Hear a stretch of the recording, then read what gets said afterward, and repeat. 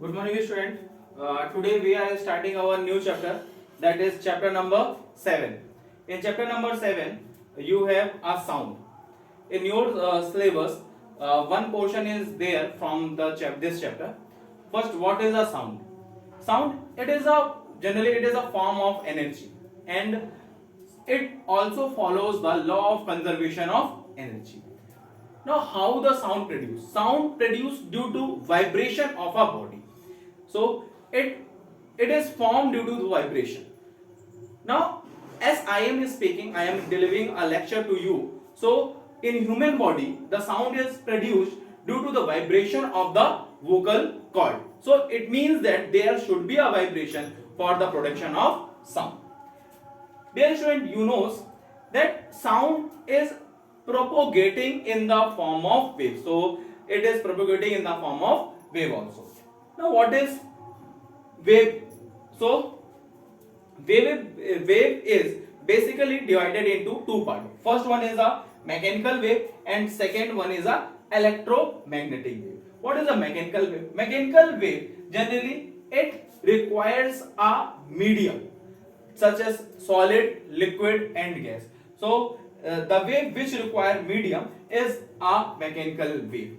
And example of the mechanical wave is sound, string, spring. These requires a medium for its propagation.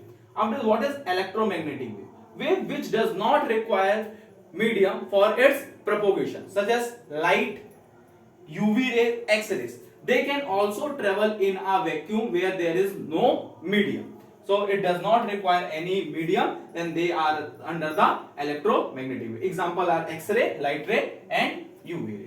Now we have to study about the sound, and sound is coming under the mechanical wave.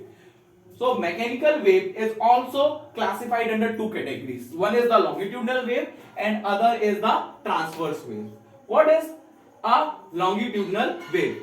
A wave in which particle travels the same direction in which wave is traveling. You say that the direction of the motion of or direction of the propagation of the wave is similar as the particle of the propagation, then they are the longitudinal wave. Example, sound. Then so sound is a longitudinal mechanical wave.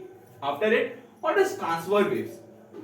When the wave direction of wave is perpendicular to the particle direction. Here you will say the direction of the wave is perpendicular to the particle direction, then this is a transverse wave. Example, a string is a transverse wave.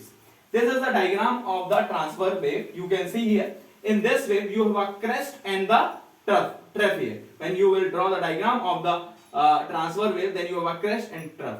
But when you draw the diagram of the longitudinal wave, this is the diagram of the longitudinal wave, then there is a compression and the rarefaction. Here you will say the compression is there and the rarefaction is there. So compression and rarefaction is taking place under the longitudinal wave. Okay.